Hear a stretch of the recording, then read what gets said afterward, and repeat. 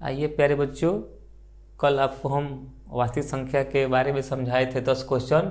हम आपको वास्तविक संख्या से जितना क्वेश्चन आएगा सारा परीक्षा से रिलेटेड आपको सिखाया जाएगा।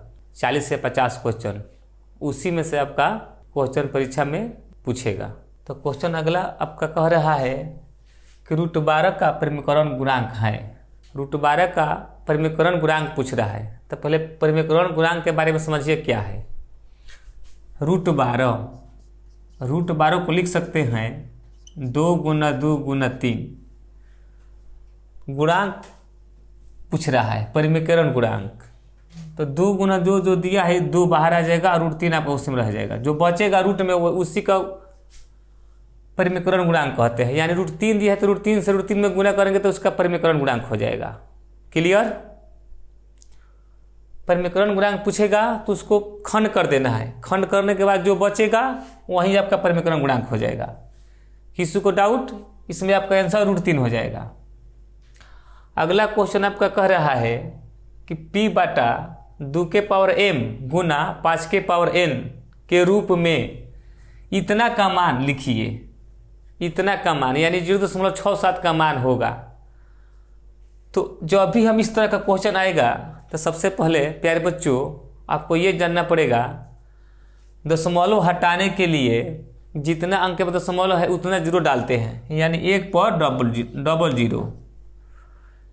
2 अंक में दशमलव दिया है तो 2 को जीरो डालेंगे बट्टा में। 2 को जीरो के बारे में समझिए।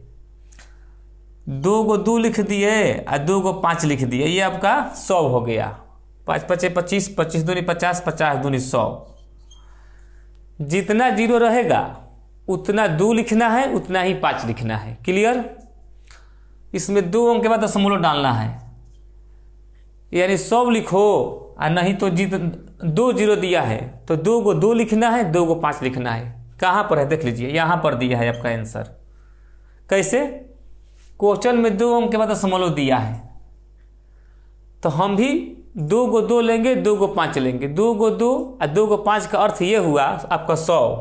100 का अर्थ हुआ कि 2 अंक के बाद दशमलव दिया है। क्लियर। अगला क्वेश्चन देखते हैं। सहअभाज्य संख्या का मौसा होगा। सहअभाज्य संख्या के बारे में पूछ रहा है।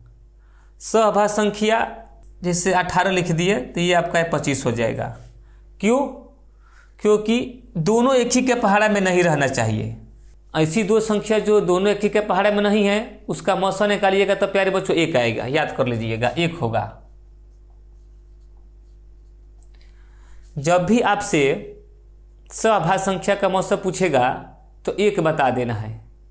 कोई डाउट होगा प्यारे बच्चों तो कमेंट करिएगा, हम फिर से उस क्वेश्चन को समझा देंगे आपको। अगला क्वेश्चन देखते हैं। क्वेश्चन 4 में दिया है आपका, निम्न में किसका दशमलव प्रसार शांत है। बहुत अच्छा क्वेश्चन। ये परीक्षा में इस तरह का क्वेश्चन बहुत आता है, शांत अशांत। इसको समझने का तरीका बहुत आसान है प्यारे बच्चों। दशमलव प्रसार शांत या शांत पूछेगा, इसको समझने का तरीका बहुत आसान है। करना क्या है आइए आपको समझाते हैं। कोई भी संख्या हो, जैसे दिया है 4/5, यानी हर में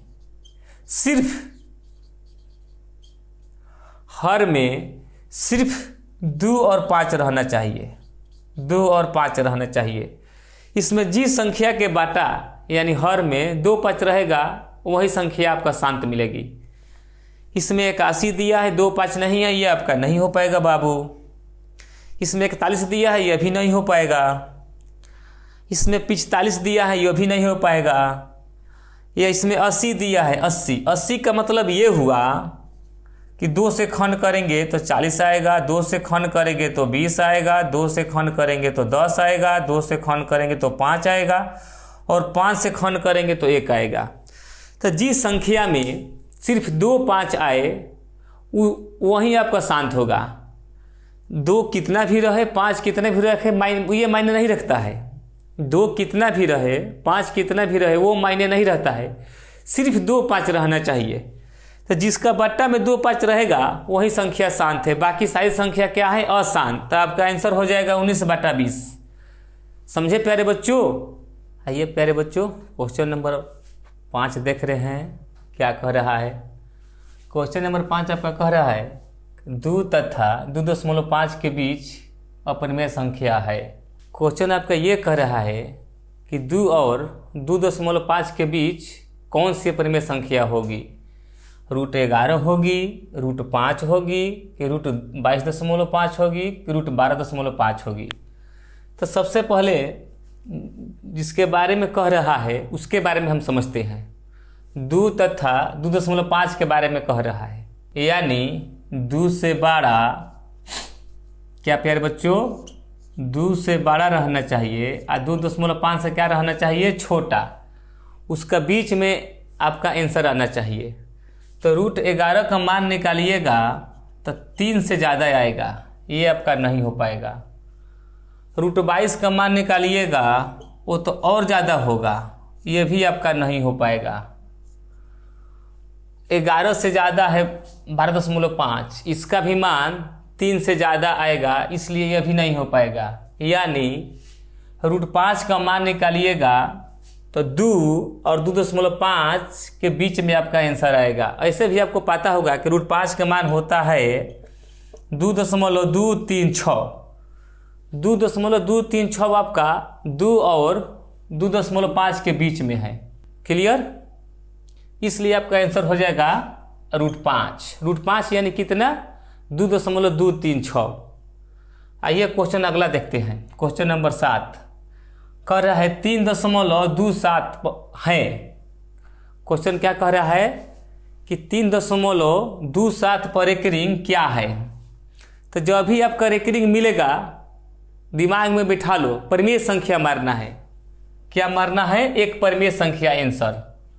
हमेशा जब भी आपको रूट रहेगा तो आपको परिमेय संख्या मारना है, क्वेश्चन में कुछ करना ही नहीं है। आइए अगला क्वेश्चन देखते हैं। क्वेश्चन नंबर 7 कह रहा है कि 6/15 का दशमलव प्रसार होगा। अब 6/15 दिया है आपका, 6/15। इसमें हम देखते हैं कि 15 में 3 5 है, 3 5 है 15। तो जब भी आपको दशमलव प्रसार निकालना है तो सबसे पहले इसको कटा कर देखना है कि कट रहा है कि नहीं। 3 से कट रहा है तो 3 से काट देंगे 2 बार में, 3 से काट देंगे 5 बार में। कटने के बाद आपका आ रहा है 2/5। तो जब भी नीचे हर में 2 रहे या 5 रहे या 2 5 दोनों रहे तो आपका दशमलव प्रसार शांत होगा। यानी 2 5 का मतलब आपका ये दशमलव प्रसार शांत है, आपका आंसर हो जाएगा शांत। ऊपर कुछ भी लिख लो, 11। अगर नीचे में 2 दिया है, 5 दिया है, चाहे 11 बाटा में खाली 2 2 दिया है, 11 बाटा में खाली 5 5 दिया है, तो सब आपका शांत है, सब शांत है, सब शांत है। 2 रहेगा तो भी शांत है, 5 रहेगा तो भी शांत है, 2 और 5 रहेगा तो भी शांत है।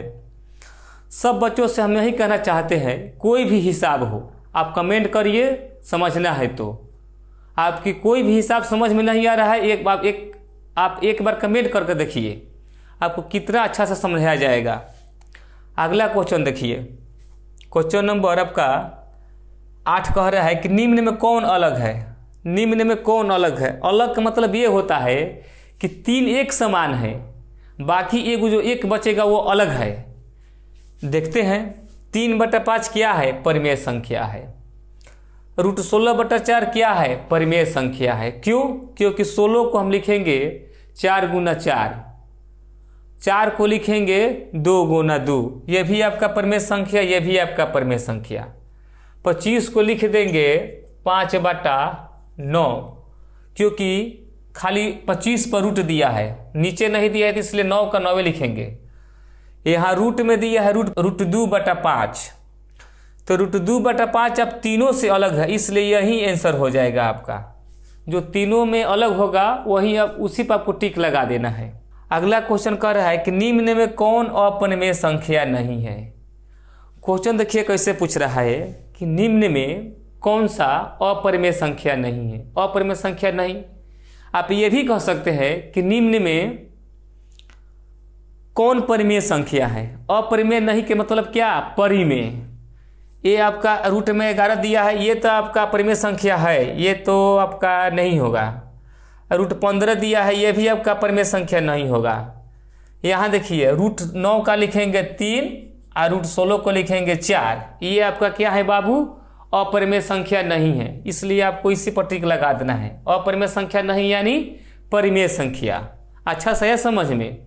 अगला क्वेश्चन आपका कह रहा है कि दो परिमेय संख्या के बीच कितनी परिमेय संख्या है।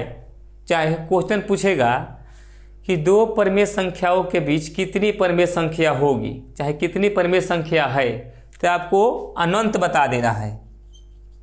अनंत इसका नियम है, जब भी आपसे क्वेश्चन करेगा कि दो परिमेय संख्याओं के बीच कितनी परिमेय संख्या है तो अनंत। तो आशा करते हैं कि प्यारे बच्चों सबको समझ में आ गया होगा, और जिसको कोई भी परेशानी है वो अपना कमेंट करेगा और कोई भी डाउट हो वो अपना दूर कर लेगा।